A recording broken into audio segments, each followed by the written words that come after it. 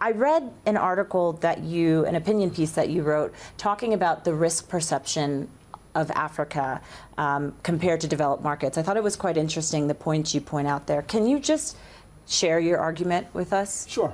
Firstly, glad to be here. Quick anecdote, right? So if you look at what's going on globally today, is there more political risk in Africa than there is in the US? Is there more political certainty? Are people clear on what is likely to happen?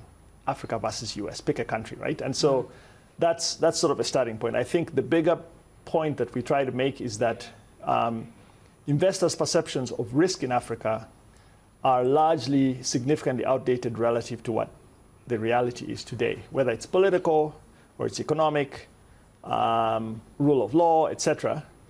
And you could tell because the large multinationals that have been doing business in Africa for a while have, generally speaking, expanded their exposure to Africa. I mean, if you look at COVID, they were deploying, Coca-Cola was deploying significant capital in Africa, etc. That's a reflection of real risk perception on the ground because they are operating there. So I think as investors adjust that perspective, as they look closer, they will find that the relative risk has shifted in their favor, and that shift has not yet been priced into assets. Assets are still cheap relative to what the reality is today. Do you think that is across the board that we're seeing assets underpriced? I think that is in the major economies. So if you're investing in Nigeria or Ghana or in Egypt, South Africa, or Tanzania, etc., the assets are going to be, generally speaking, better priced relative to one's perception of risk. Let's talk about some of the clients that Sango Capital has. Sovereign wealth funds, pension funds, endowments. That's quite a long list of different forms of clients who you're advising. What are some of the questions that they're asking you? Is it still about risk right now, or is it a bit more nuanced? No. So we took on our first U.S. institutional clients, some endowments and foundations, gosh, maybe 14 years ago. Before we took them on, they had questions about risk. We had them travel with us into Africa and see for themselves, and they all committed capital into our early funds.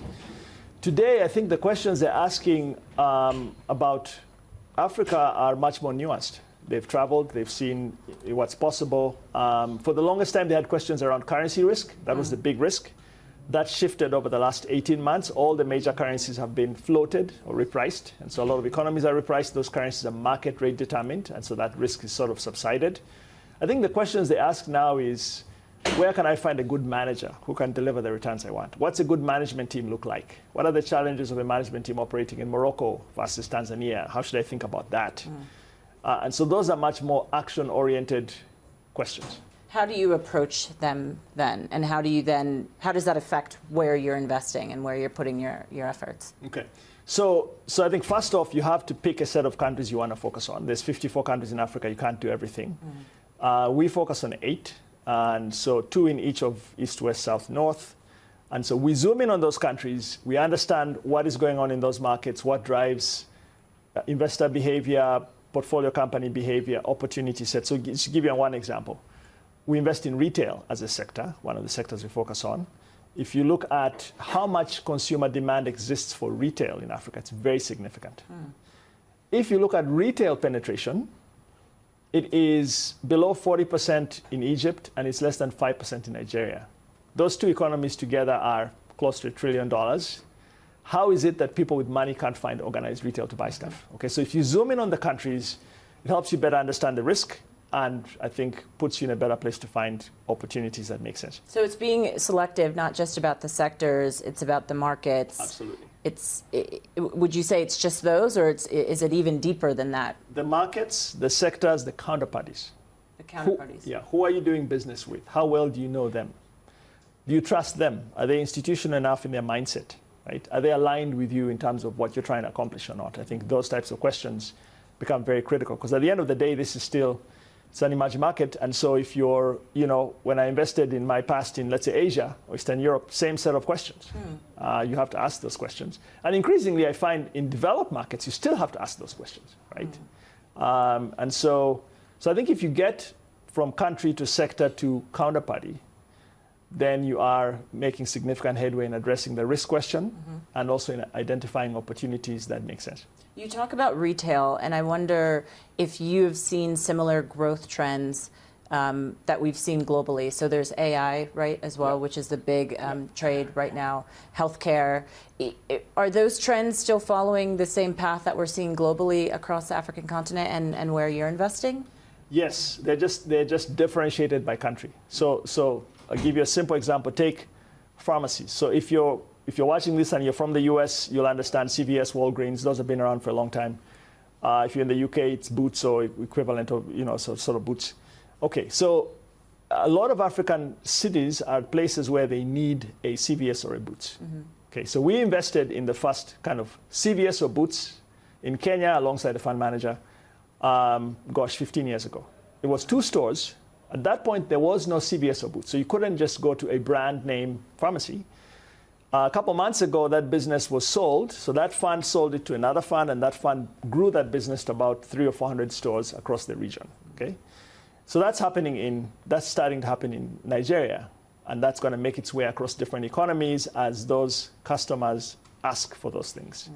So you will see that in things like pharmaceuticals, you'll see it in financial services, in credit. You are seeing the application of AI because the uptake of technology in Africa is very, very high, and you've got a young population very comfortable using technology, so you are seeing application of AI as well. Where do you think the growth comes from next? Where's the next opportunity? Is it private credit, as you were mentioning there? Is it in the secondary markets? Where are you focused? So I think if you're, for institutional investors, there'll definitely be growth in private credit. So today, Africa's domestic credit to GDP is roughly 30%. Just to compare that to, let's say, Brazil. The real economy of Brazil is less than half the size of Africa. Brazil's credit to the size of its economy is 75%. The US is 250%. So you can see there's lots of headroom for private credit.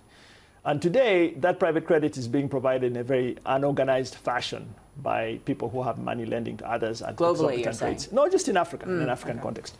So what you're starting to see is the emergence of private credit funds that are institutional, that take money in and invest and can generate the types of returns that compete globally. So private credit's one.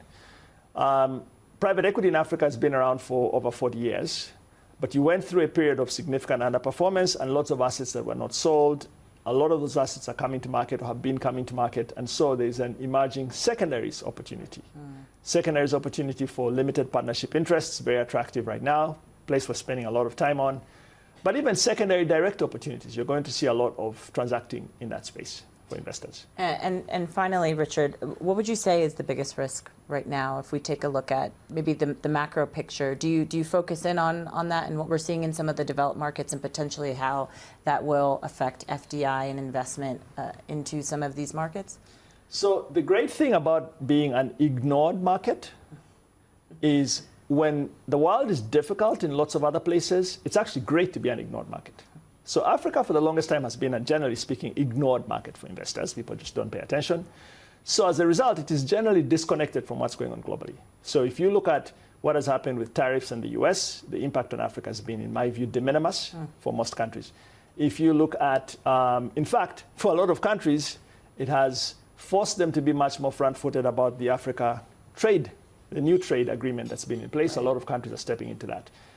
If you look at currencies are floated, so that sort of link has weakened significantly. If you look at commodities, a lot of economies went through pain. They started to diversify away from commodities, so that's less of an issue. So today, I think, to me, Africa offers a very unique source of diversification for investors because you do not have single factor risk driving it. It's not a Fed issue, it's not a currency issue, it's not a commodity issue. And so you can pick up return with diversification.